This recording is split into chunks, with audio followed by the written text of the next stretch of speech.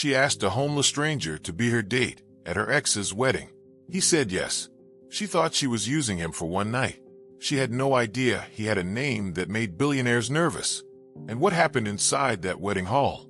Nobody saw coming, not even him. Before we begin, drop a comment telling us what city you're watching from.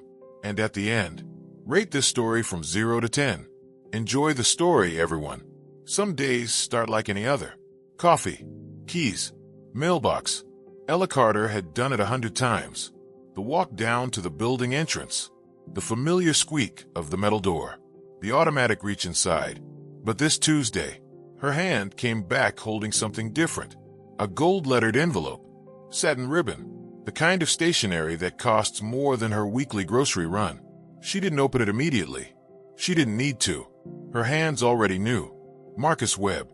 The name on the return address confirmed everything her stomach had already figured out. She opened it anyway, standing right there on the front steps. Because sometimes you need to see something with your own eyes before you can believe it's actually happening. Marcus Webb and Victoria Lane request the pleasure of your company. Ella stopped reading. Victoria Lane, the woman who was just a co-worker. The woman Marcus had looked her in the eye and described, calmly, repeatedly, as just a co-worker. She sat down slowly on the building steps. Then she saw the venue, Bella Vista Hall. The air left her lungs completely. Since she was 15 years old, 15, that hall had lived in her mind like a quiet promise. The place she would one day walk into wearing white. And Marcus knew that. He knew. She sat there for a long time, longer than she would ever admit. Then something shifted. Not sadness, not anger. Something quieter, sharper. Fine. She would go. She would walk through those doors of Bella Vista Hall looking like she had never once dreamed about them. And she would not go alone. The only problem, she had absolutely no one. Not yet. 3 days. 3 days of texting people who were busy, calling friends who had excuses, scrolling through contacts she hadn't spoken to in months, hoping someone, anyone, would say yes. Nobody said yes. On the 4th morning, Ella stopped trying. She grabbed her jacket and went for a walk. No destination, no plan, just movement, because sitting still with that invitation on her kitchen table was becoming unbearable. She walked for 20 minutes before she saw him, outside a restaurant, sitting against the wall with his back straight and his legs stretched out, messy hair, worn jacket, no shoes. But here was the thing. He wasn't asking for anything. No hand extended, no cardboard sign, no expression designed to make passersby feel guilty. He was just watching. People walked past him like he was part of the furniture, but his eyes moved with quiet precision, tracking faces, moments, small details, like someone running a private documentary in his head. Ella slowed down, then stopped completely. She couldn't explain it. There was just something about the stillness of him, something that didn't match the sidewalk or the worn jacket or any of it. Desperate times, she thought. She had never done anything like this before. She was about to. Ella stopped walking. Just ask if he's okay. That's all. Hey. She kept her voice casual. You all right? The man looked up slowly. Blue eyes. Calm. Unhurried. Like he had absolutely nowhere to be and had made peace with that a long time ago. Depends on what you call all right, he said. His voice was deep, slightly rough, and completely unbothered. Ella blinked. That wasn't the answer she expected. They talked for a few minutes. Carefully. The way two strangers talk when neither is sure how much to say. He told her his name was Noah. Nothing else. She told him she was having a terrible week. Also nothing else. Then she said it, before she could stop herself. Come with me to a wedding this Saturday. I'll give you a shower, clean clothes, and real food. All you have to do is stay by my side and look completely in love with me. Noah looked at her for a long moment. Something moved behind his eyes, like he was choosing, carefully, which version of himself to bring to this. What's the risk? Having fun, Ella said, and watching me blush if someone asks how we met. He smiled. Slow, quiet, real. Why not? Ella shook his hand. She had absolutely no idea what she had just started. Noah walked into Ella's apartment like he'd visited 100 times before. No hesitation at the door. No awkward glance around the yellow walls or the mismatched furniture inherited from someone's great aunt. He just settled, dropped his worn backpack by the couch, looked at the kitchen. Got any coffee? Ella stared at him. You move fast. I run on caffeine. She made the coffee. He sat on the couch like a man who had earned the right to be comfortable anywhere. Something about it unsettled her, though she couldn't explain why. The next morning, she borrowed a barber kit from her cousin and got to work. She cut, trimmed, shaved carefully around his jaw, used every free sample she had been hoarding for months: cream, cologne, products she couldn't pronounce. If you give me an uneven cut, stay still or I'll take off an eyebrow. Noah went quiet. When she was done, she handed him a white shirt and pointed toward the bedroom. He came back out 2 minutes later. Ella forgot to speak. The man standing in front of her had nothing, absolutely nothing, to do with the sidewalk. Tall, jaw clean, eyes steady, calm in a way that didn't feel borrowed. It felt expensive. You'll do, she managed. Noah looked at his reflection briefly, then turned and walked an invisible runway across her living room. Neither of them noticed how naturally that confidence sat on him, like it had always been there, like it had never left. Bella Vista Hall was lit up like a film set. White curtains, flowers suspended from the ceiling, soft music, waiters moving between guests like they'd rehearsed it, walking arm in arm with Noah. Ella felt every eye in the room shift toward them. She kept her chin up. Just breathe. Marcus appeared within minutes. Flawless suit. Hair is perfect. That expression, the one that always made Ella feel like the world existed purely for his convenience. Didn't expect to see you here. I never miss a chance to celebrate love, Ella said smoothly. Noah extended his hand. I'm Noah, Ella's partner. Marcus shook it, smiled, but something behind his eyes flickered, just for a second, before he recovered. Victoria arrived next. White dress, confident smile, eyes that found Noah immediately and stayed there a beat too long. How interesting, was all she said.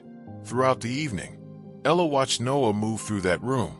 He knew which fork to use, without looking. Talked investments with two businessmen who actually leaned in to listen. Made quiet observations that made people laugh, then think. Nobody treated him like a stranger. Nobody treated him like someone who belonged on a sidewalk either. Ella watched him from across the table, confused, impressed, unsettled, because the man she had found sitting against a restaurant wall, he was not the man standing in this room. Not even close. Marcus picked up the microphone like a man who had been waiting all evening for this moment. The toast was polished, warm, generous, until it wasn't. And of course, it's wonderful to see Ella here tonight. Moving on looks good on you. The room turned.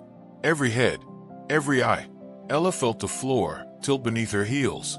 She set her glass down carefully, stood up slowly, and walked out to the garden before anyone could see her face. Noah was beside her within seconds. He did that on purpose, she said. Yes, Noah replied. And you handled it like you owned the room. She turned to look at him. This man she had found on a sidewalk 4 days ago was standing in the garden of Bella Vista Hall, like he had attended events like this his entire life. Who are you really? Noah paused. Half a second, just long enough for Ella to notice he was choosing his answer. A man who hates weddings, he said finally. But for some reason, I'm really enjoying this one. She opened her mouth to push further. Heels on stone. A woman appeared from the side of the garden. Sharp blazer, hair pulled tight, eyes that moved across the space, and found Noah in exactly 2 seconds. She stopped. I know you, she said quietly. You shouldn't be here. The garden went very still, and Ella forgot to breathe. The woman disappeared as quickly as she had come, but her words didn't. I know you. You shouldn't be here. Ella stood very still, watching Noah's face, waiting. He looked at the garden wall for a moment, then exhaled slowly, the kind of exhale that carries something heavy with it. He turned to face her. My real name is Noah Reed. Ella said nothing. Heir to Reed Global. I was CEO for 6 months before my own board decided I was more useful as a headline than as a leader. He said it quietly. No drama, no self-pity, just facts. delivered like someone who had rehearsed them alone too many times. A scandal, his name on documents he hadn't signed, a lawsuit that moved faster than the truth could, and then nothing, gone overnight. I didn't want to disappear into a hotel or another country, he said. I wanted to actually disappear, to understand what it felt like to have nothing, to be around people who wanted nothing from me. Ella absorbed every word. And now, she finally asked. Noah almost smiled. Now I'm pretending to be your boyfriend at your ex's wedding. Life is funny, Ella said softly. Very. She stood there in that garden, thinking about the sidewalk, the white shirt, the way he moved through that room all evening. Something had shifted. She just didn't know what to do with it yet. Days passed. Noah stayed on the couch. They fell into a strange routine. Coffee in the morning, shared meals, and conversations that started practical and ended somewhere neither of them expected. They laughed at things that weren't supposed to be funny. It felt almost normal. Then Ella's phone buzzed. A news alert. Bold letters across her screen. Former Reed Global CEO spotted after 2-year disappearance. She went still. The photo was blurry, taken from a distance, but completely unmistakable. The two of them. The garden. The wedding. By evening, her name was in the article. By night, everything unraveled. Notifications that wouldn't stop. Friend requests from strangers. Comments on photos she'd posted 2 years ago. Someone called her an accomplice. Someone else said she'd orchestrated the whole thing. Ella sat at her kitchen table, staring at her phone. Then she heard voices from the bedroom. Noah. Low. Tense. A conversation he clearly hadn't planned on her hearing. She pushed the door open. He hung up immediately. It's not what it looks like. Ella crossed her arms. It looks like you've been hiding in my apartment while your name floods the internet, and a mystery woman manages your life from afar. His legal advisor, Claire, trying to contain the damage from a distance. But damage doesn't wait to be contained. I need you to leave, Ella said, quietly, firmly. And this time, she meant every word. Noah left. The apartment felt different immediately. Ella didn't cry. She rearranged her kitchen silverware in alphabetical order instead. Completely pointless. Oddly necessary. That evening, a knock. She almost didn't answer. Noah stood in the doorway. Dark jacket. Tired eyes.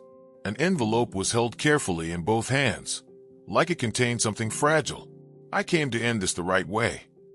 He handed her the envelope and left before she could respond. Ella sat at the kitchen table and opened it slowly. Handwritten.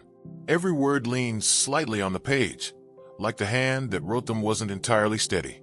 He wrote about disappearing, about wanting to vanish so completely that even he couldn't find himself anymore, about the sidewalk, and how he had chosen it deliberately, because invisibility felt safer than everything he had lost. Then he wrote about her wild questions, her sharp humor, that completely insane wedding plan that somehow, impossibly, had made him feel like a person again. Everything I felt with you was real. If you can still see anything in me, I'll be waiting. On the other side of the bridge. Ella read it twice, then grabbed her jacket. The sky was dark when she reached the bridge. He was there, sitting on the edge, watching the horizon the way people do when they've already lost everything and still haven't looked away from the world. You came, he said without turning. I came to say I haven't forgiven you yet. Fair enough, but maybe I want to try to understand. He turned slowly. Their eyes met. That's enough, he said. And for the first time, neither of them needed anything else. Ella packed a small backpack, left a note on the fridge. I need time. Don't look for me. And walked out before she could change her mind. Aunt June's house was exactly what she needed.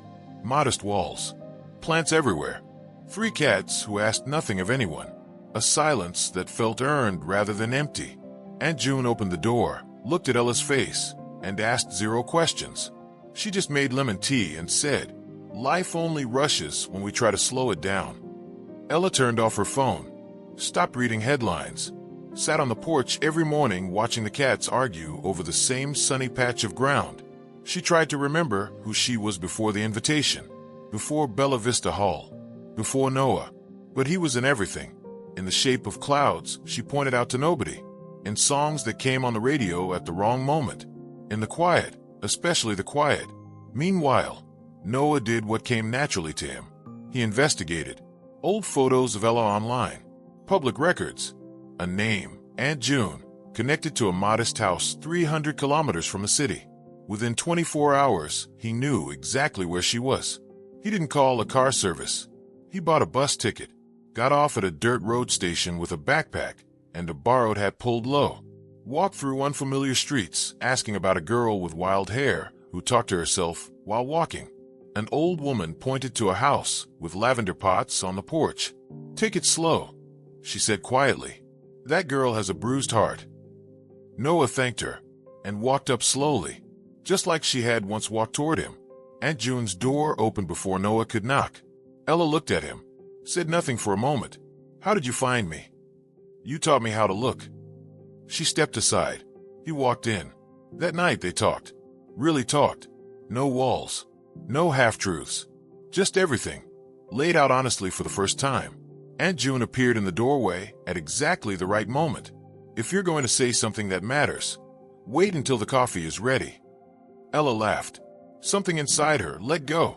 Weeks later, a small courtyard, colorful murals, handmade flags, uneven and perfect, 2 hand-carved wooden rings, no red carpet, no diamonds. Aunt June arrived in a hat that blocked 3 people's view. Nobody asked her to move. Noah stood waiting, eyes wet, not from nerves, from the feeling of something finally arriving where it belonged. "You actually came," he said softly. "Only because I knew the cat would run away." They laughed, the easy kind. The kind that only exists between 2 people who have seen each other broken and chosen each other anyway. She had gone to that wedding to survive one painful night. He had said yes to escape one more empty day. Neither had planned any of this. And yet, this was exactly where they were supposed to be. Ella picked up a wedding invitation and walked into the biggest surprise of her life. So here's the question. Did she find Noah? Or did Noah find her? Drop your answer in the comments right now. Rate this story from 0 to 10. Subscribe and ring that bell, because next week another story is coming. And trust us, you will not want to miss it.